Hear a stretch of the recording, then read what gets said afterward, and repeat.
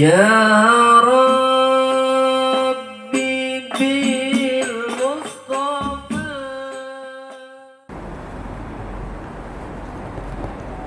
Maka kita dianjurkan sering menyebut nama Allah. Jangan sering-sering menyebut nama Tuhan. Tergantung Tuhan sudah. Tergantung Allah. Jangan demi Tuhan, demi Allah. Terserah Tuhan, ganti terserah Allah. Karena kalau sering menyebut nama Tuhan, kalau kita ulang-ulang Tuhan tuh jadi hantu. Tuhan tuh jadi hantu. Nggak ada pahalanya nyebut Tuhan. Atau nyebut Allah ada pahalanya. Ya. Kita misalnya kaget, ya Allah. Ya, jangan my God, jangan my God mulu.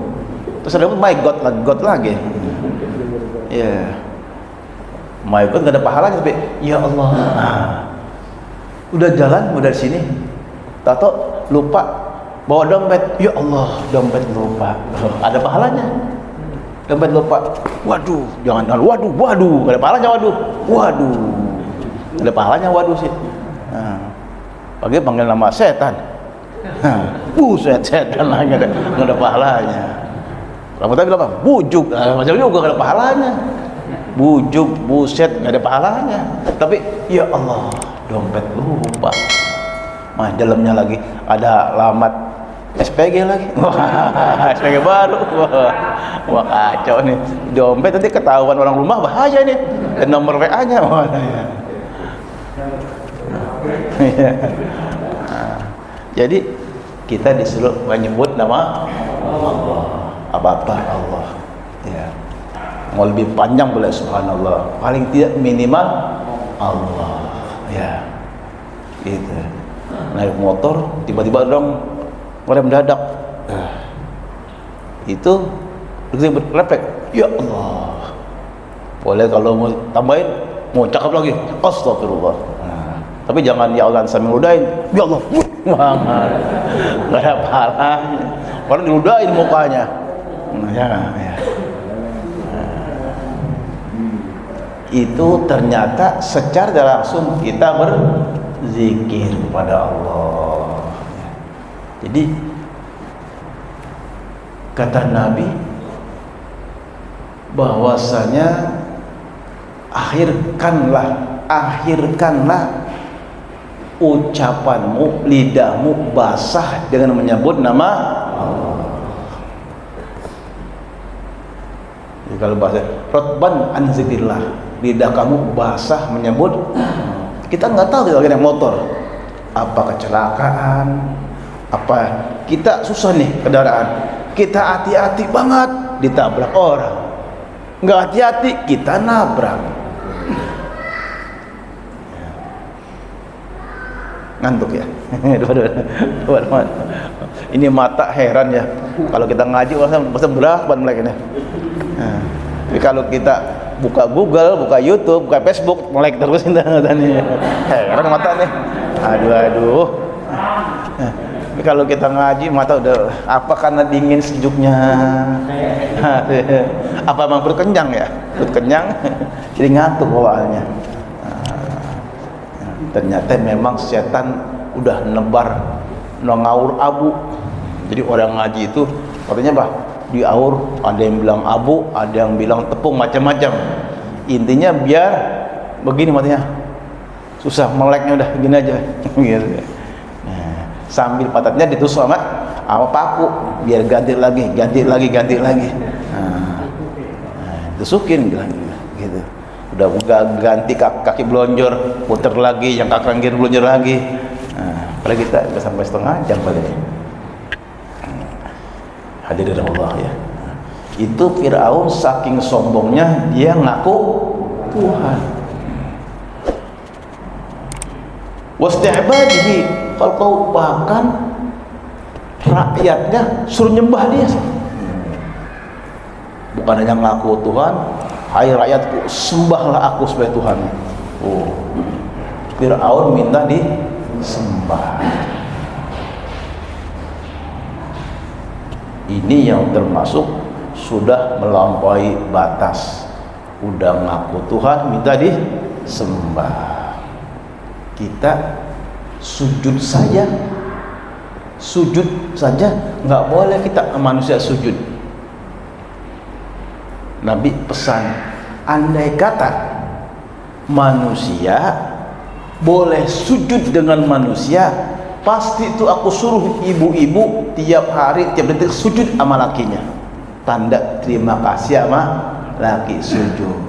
Tapi kata Nabi, nggak boleh, Allah melarang manusia sujud kepada manusia.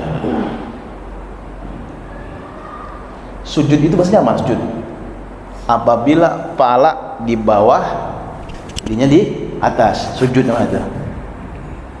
Tapi kalau begini nggak sujud, ruku itu ruku, nggak sujud, ruku itu nggak sujud. Kalau sudah pala lebih rendah, itu namanya sujud. Kalau sungkeman sujud nggak, bukan? Nggak, karena mencium dengkul doang ya sungkeman ya. Nah, atau niatnya mencium kaki ibunya bapaknya, bukan sujud, mencium kaki. Kalau sambil jadi kan susah kan nariknya, tarik jatuh bapaknya. Nah, jadi sungkeman tidak sujud, bukan sujud bukan.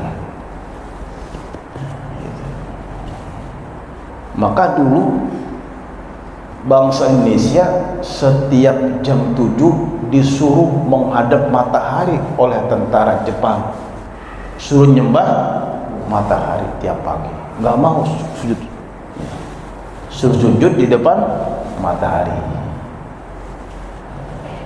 Hukumnya haram ya. Sujud kepada manusia atau makhluk lain haram. Sujud kita hanya kepada Allah.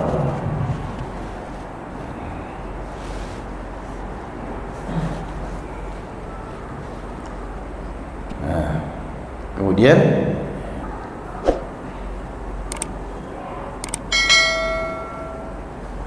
wahdiyaka ila rabbik ay aduluka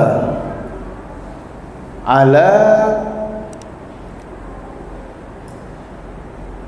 ma'rifatika.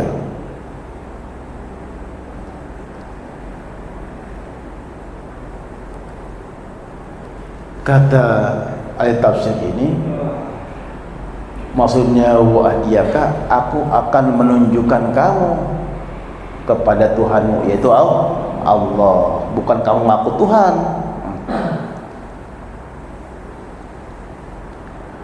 Aduluka ala ma'rifati, aku tunjukkan engkau hai Firaun ya, atas mengertinya, tahunya engkau bil burhan, dengan bukti-bukti.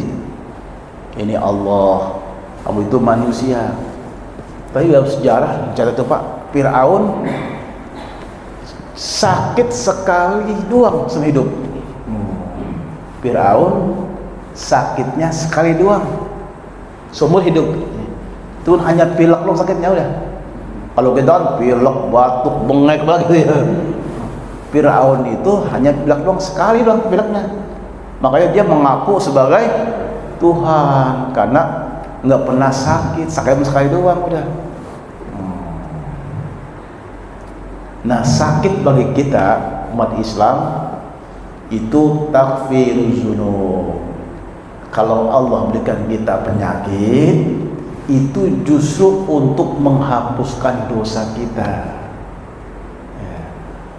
Maka orang-orang soleh kalau sakit mengucapnya alhamdulillah saya sakit.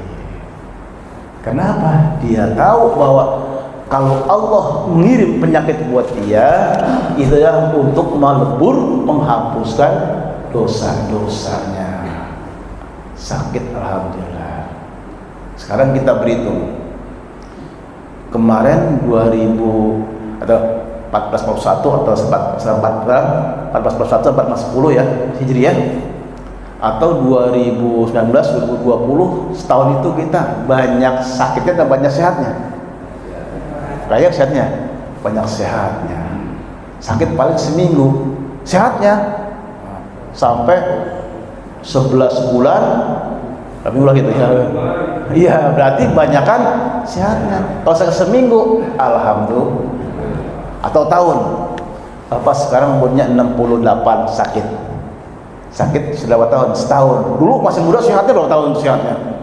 Dari masih ABG sampai dia remaja sampai nikah, sekarang baru sakit. Dibandingin sakit sembuhnya banyak sehatnya tuh. Banyak kan sehatnya. Dibanding sakit sekarang baru setahun 2 tahun, sembuhnya 50 tahun, sehatnya sakitnya baru 2 tahun, berarti alhamdulillah ya Allah. Dibanding lu sehatnya sekarang yang sehatnya. Gitu. Dan kita lupa ya, udah sakit, aduh sakit nih, padahal sakitnya baru 2 tahun gitu. Nah, setiap Allah kirim kita penyakit, di hati kita harus ingat bahwa ini menghapuskan dosa-dosa kita. Dosa apa? Dosa masa lalu kita, dosa ini, dosa itu. Sebelum kita menghadap Allah penuh dosa, Allah habisin dulu dosa kita, dihabisin dulu sama Allah.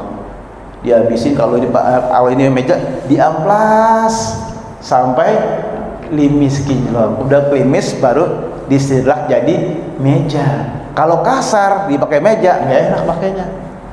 Nah, sama Allah juga pengen seorang mukmin menghadap Allah harus bersih. Bagaimana bersihnya? Diamplas. Bagaimana amplasnya? Dikasih penyakit. Dengan harapan dan itu menghapuskan dosa-dosa dia di masa lalu. Itu tujuannya. Maka disikapi dengan sabar. Kalau dia sabar, ini ujian dari Allah, ini penghapus dosa dari Allah. Ya. Bapak sakit gigi di rumah, itu biasanya apa? Jadi apa mas? Aduh, gimana? Nah, teriak-teriak ya. Itu baru gigi doang. Bagaimana? Ya, yang hidungnya dimasukin selang, terus duburnya dimasukin selang. Ya Allah. Itu Pak, tempat kita buang air kecil dimasukin selang, sakit selang segini, kita kecil masukin terus diorong terus, masya Allah sakitnya selang. Nah, kita bayangkan seperti itu, apalagi yang sedang berjuang, yang sudah dinyatakan positif kena COVID, berjuang itu luar biasa perjuangannya. Maka harus di diri dia itu yang pertama, tumbuhkan semangat, tumbuhkan komitmen, tumbuhkan sugesti, saya pasti sembuh. Coba, kalau kita punya penyakit, di samping berobat, timbulkan diri kita, saya pasti sembuh, saya bisa. Jangan tiduran lagi, nggak sembuh-sembuh. Lawan, saya pasti bisa. Sugesti yang muncul, saya pasti bisa diri, saya pasti bisa jalan. Paling tidak ada semangat hidup.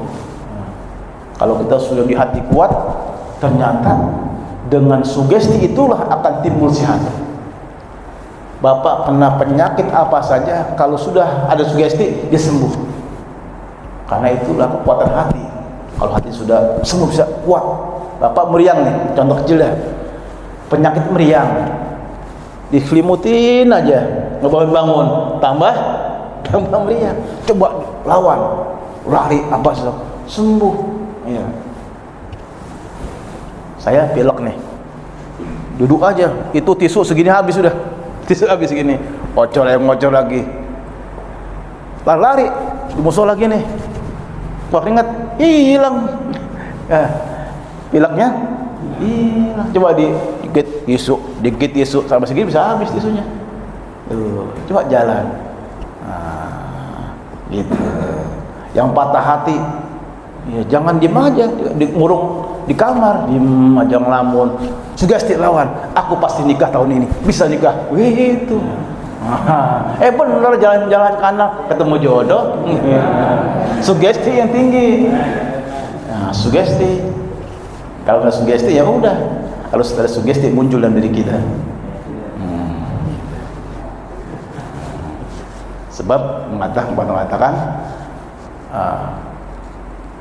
kayu harus dilawan dengan kayu. Sakit hati karena wanita harus obat juga wanita. Gitu. Sakit hati karena kerjaan, cari lagi kerjaan. Gitu. Sakit hati karena motor hilang, beli motor lagi. Ya. Jangan beli sepeda, nggak cocok. Motor gue hilang, beli motor lagi cakepan. Gitu. Itu sugesti.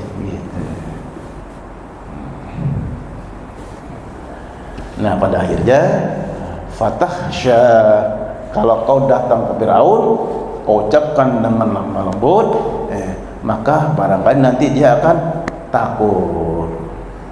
Fatahsya, dia takut. Tapi kembali lagi, hidayah dari Allah. Tugasnya para nabi, para rasul, para kiai, para pendakwah, para ustadz itu hanya mengajar. Hidayah sampai atau tidak itu dari Allah. Hidayah itu kita jemput dengan cara apa? Kita hadir pengajian. Ini bah menjemput hidayah agar kita terus istiqomah. Ya. Baik hadirin, ini saja kajian kita. Seperti itu. Ada pertanyaan seperti itu? Cukup? Alhamdulillah. Mudah-mudahan rasa ngantuknya hilang. Karena selesai udah ngajinya, alhamdulillah seger gitu. Udah kabur setan yang wes kabur. Dan kenapa? Ngajinya wes bubar gitu. Ya, amin ya rabbal alamin. Bismillahirrahmanirrahim. Sallallahu alaihi hajatina sallallahu alaihi wa barakah. Sallallahu alaihi alhamdulillahirabbil alamin. Wassalamualaikum warahmatullahi wabarakatuh.